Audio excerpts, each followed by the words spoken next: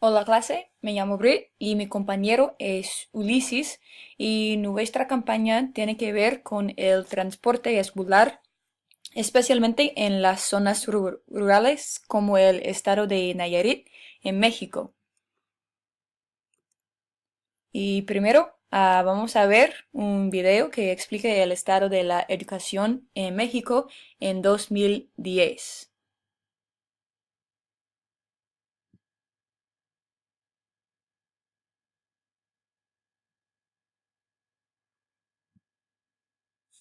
Ingresos en el año 2000 tenía una escolaridad promedio de 3.5 grados, mientras que el quintil de mayores ingresos tenía una escolaridad promedio de 11.6 grados. Injusticia es exactamente la palabra que me vino a la mente cuando leí Brechas. Un mexicano que nace en el seno de una familia pobre está condenado a recibir la peor educación del país. México ha sido incapaz de construir motores internos que desaten el dinamismo económico, alienten la inversión, promuevan el empleo o alcen la marea lo suficiente como para que los pobres se monten sobre ella. Sin duda es un acierto que Mexicanos Primero haya elegido para este segundo informe el tema de la desigualdad educativa. Yo estoy convencida que es el principal problema de la educación mexicana. Me parece grosero, realmente grosero, que un niño indígena, sin recursos y que vive en el campo, se le imponga una sentencia de vida, la sentencia de tener una pésima educación que a la postre sabemos va a determinar el futuro de su vida. Ahí están los muros educativos, culturales, sociales descritos en este informe, construidos contra los de afuera, obstaculizando la movilidad, evitando el ascenso, impidiendo el ingreso de los pobres, de los indígenas, de los que no tienen acceso a una educación de calidad, de los que aprovecharían oportunidades reales si existieran y que cruzan la frontera al ritmo de 400,000 personas al año.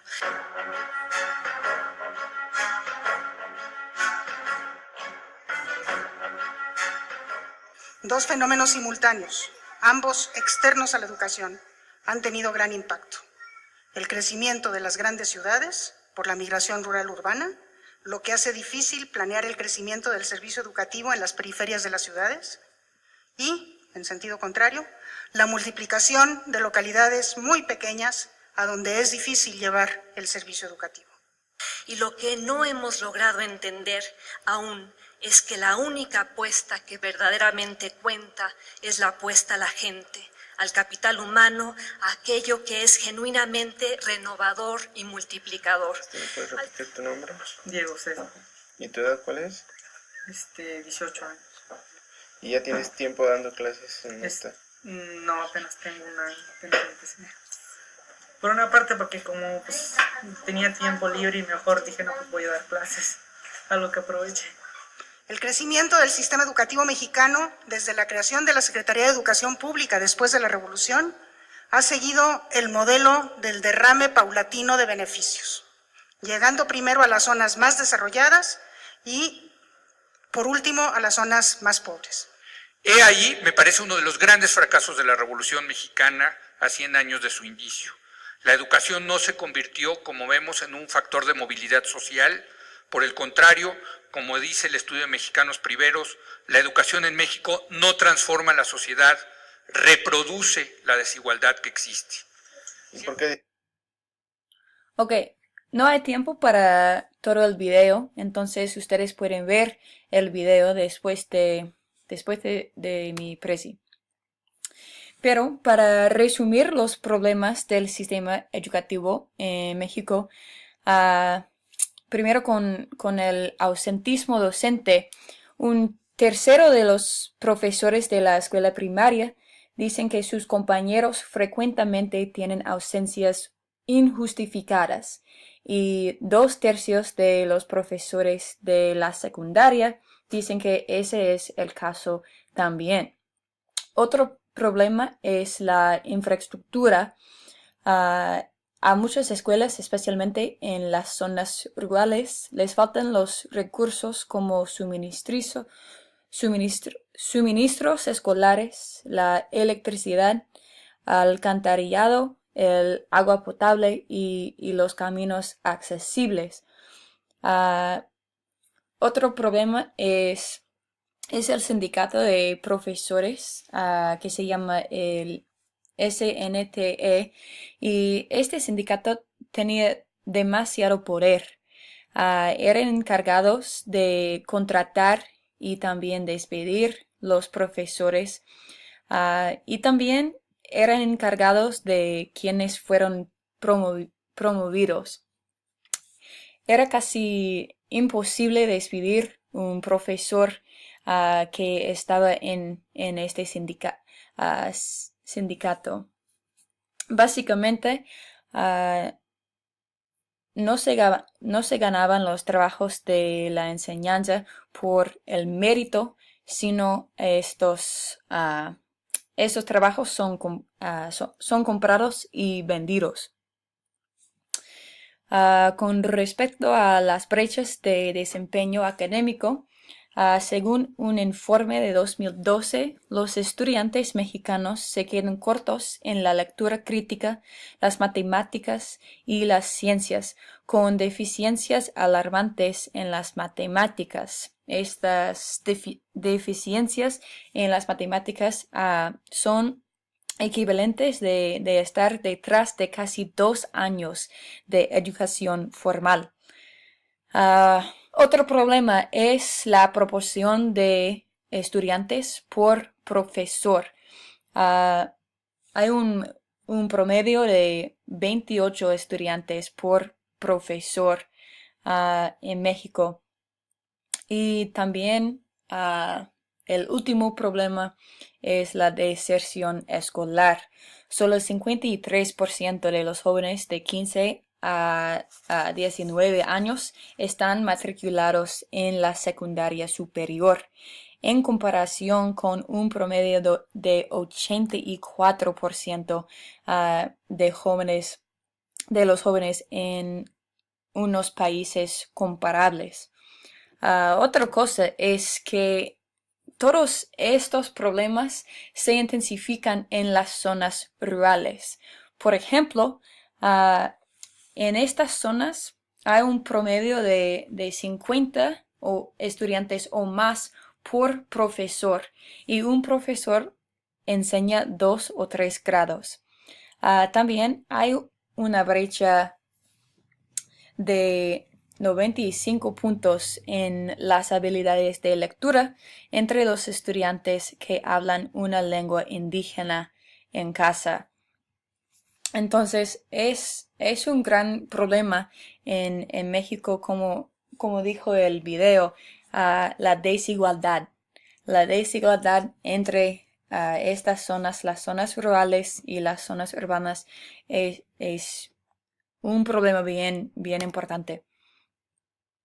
Entonces, el presidente de México propuso la reforma educativa, y esta reforma trata de reducir el poder del sindicato SNTE y fijar los criterios, los términos y las condiciones para el ingreso, la promoción y la permanencia. También trata de fijar el proceso de la evaluación de los maestros para que sean por mérito los trabajos. Otra cosa es que el gobierno federal ahora tiene control sobre la certificación docente, la evaluación de los profesores y la distribución de salarios, mientras los gobiernos del estado tienen más control sobre el currículo. Pero hace 2 años y no tiene mucho éxito. No ha tenido mucho éxito, pero la pregunta es ¿por qué?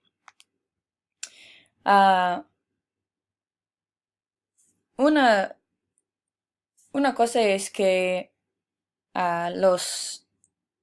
muchos profesores se oponen a la reforma. Hay mucha resistencia a esta reforma y la han protestado mucho, faltando más días de escuela. Entonces, los estudiantes no han estado en escuela desde esta reforma.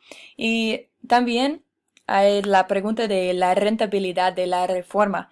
En México, 94% del presupuesto de educación se dedica a los sueldos de los profesores. Entonces, no hay suficientes fondos para los otros aspectos del sistema educativo. Y otra cosa que yo he leído en mi investigación es que los padres y la cultura predominante no creen que hay un gran problema de educación del sistema educativo en México. Entonces, esta provee una resistencia a estas reformas también. Obviamente, nuestra campaña no trata de resolver los grandes problemas del sistema. Solo el gobierno puede cambiar un sistema como el sistema educativo, pero mientras la reforma trata de cambiarlo, hay estudiantes y profesores en zonas rurales que necesitan asistir a las escuelas y caminar no es un medio de transporte viable. Para cerrar la brecha de logros entre los estudiantes que viven en las zonas urbanas y los que viven en las zonas rurales, nuestra campaña tiene que aliviar la carga de llegar a escuela. Entonces nosotros proponemos a un taxi o un autobús que se financia totalmente con las donaciones que recibe la organización Ixtapa Foundation a través de la página de Facebook. Y también nosotros esperamos que nuestra campaña sirva como un modelo para otras zonas rurales con respecto al problema del transporte escolar. La campaña ha tenido mucho éxito a través de las donaciones que recibe la página de Facebook. Ixtapa Foundation les ha podido proveer transporte gratuito a los 14 estudiantes y los 2 profesores. Entonces, para resumir la campaña y la PRESI, es imposible resolver todos los problemas educativos, pero es importante que hagamos algo para mejorar el sistema. Nadie debería tener que caminar 28 kilómetros para asistir a la escuela, y las campañas como la nuestra pueden reducir este problema. Y sí, esto es el final, y gracias por escucharme. Y la otra cosa que tengo es las obras citadas. Entonces, muchas gracias otra vez y que tengan una buena noche.